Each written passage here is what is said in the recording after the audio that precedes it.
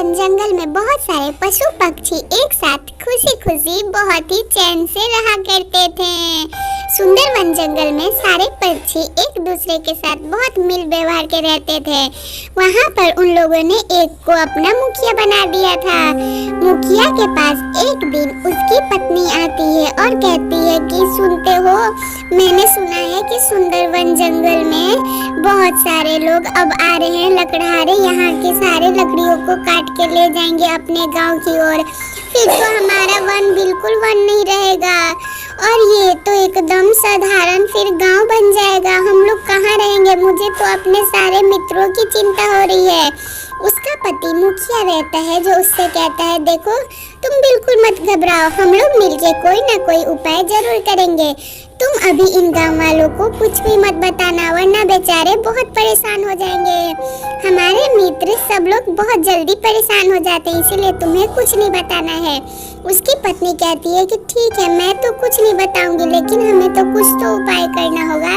वो कहता है कि ठीक है, हम लोग आसपास के वन में चलते हैं। अगर हमें वन कोई खाली ना मिले तो हम लोग नदी के किनारे पर अपना बांस का घर बनाएंगे। उसकी पत्नी कहती है उसके लिए हमें ये जंगल छोड़ के जाना पड़ेगा, और जंगल के हमारे सारे सभी मित्र पूछे तो हम लोग क्या बताएंगे कि हम लोग कहाँ जा रहे हैं। तभी वो कहता है कि हम लोग कहेंगे कि हम लोग यहाँ से कुछ दिनों के लिए मन्नत मांगे हैं, घूमने मंदिर में जा रहे हैं, और आप लोग भी यहाँ मिलजुल के अच्छे से रहना। वो अपनी पत्नी को समझा देता है। उसकी पत्नी ये बात मान लेती है। वो दोनों अब वहाँ से कोई अच्छी सी जगह के तलाश में निकल पड़ते हैं अपनी बच्ची को लेके। वो लोग जाते हैं। एक बहुत ही खूबसूरत गांव दिखता है, लेकिन वो लोग देखते हैं कि वहाँ पे उन्हें कोई गांव वाले रहने नहीं देंगे। फिर वो लोग थक जाते हैं, भागते भागते फिर एक और गांव के पास जाते हैं। वहाँ देखते हैं कि बहुत सारा शोर शराबा भी नहीं है। वो लोग वहाँ से भी निकल जाते हैं। फिर शहर में जाते हैं। शहर में तो वो लोग वैसे ही ना बाबा ना करते भागते हैं। अब वो लोग बगीचा सब कुछ देख लेते हैं।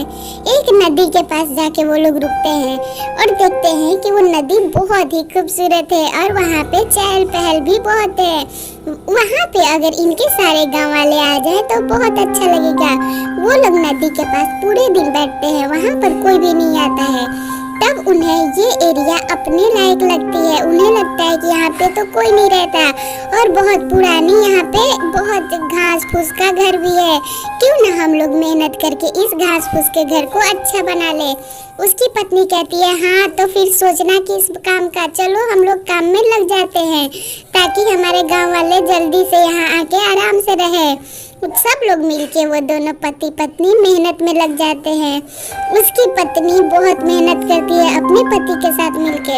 उसका पति बहुत सारा ईंटा रख के बीच में खड़ा रहता है ताकि उसकी पत्नी जहाँ पर मेहनत कर रही है वहाँ पे पानी जोर से ना जाए। नदी की बहाव बहुत तेज थी, इसलिए उसका पति कल्लू कौवा जो कि मुखिया था उस रास्ते से ही ईंटा जाम करके खड़ा था। उसकी पत्नी भी कुदार चला रही थी। अब वो लोग अपने गांव वाले के लिए इतना मेहनत करते हैं और सोचते हैं कि हमारे गांव वाले हम पे कितना भरोसा करते हैं। उसकी पत्नी थक जाती है और रोने लगती है। उसका पति कहता है कि देखो, मैं तुम्हें यहाँ खड़ा कर देता, लेकिन ये पानी की लहर तुम्हारे संभाल के मान की नहीं है, तो तुम बस वही कुछ देर और करो। वो लोग करते करते दिन गुजर जाता है और फिर वो लोग अपना बांस का बहुत ही खूबसूरत घर तैयार कर लेते हैं, दोनों पति पत्नी मिलके। अब वो लोग कहते हैं कि हम लोग हमारे वन में फोन कर दे। उस गांव का नाम वो लोग कहते हैं कि हम लोग मिल के रखेंगे। अब वो लोग अपने सारे गांव वाले को फोन करके बता देते हैं। उनके गांव के सारे पशु पक्षी बहुत खुश हो जाते हैं। उन्हें पता चलता है कि हमारे मुखिया कितने अच्छे हैं। हमें तो बिल्कुल भी अंदाजा नहीं होने दिया कि हम पे इतना बड़ा दुख आ रहा है।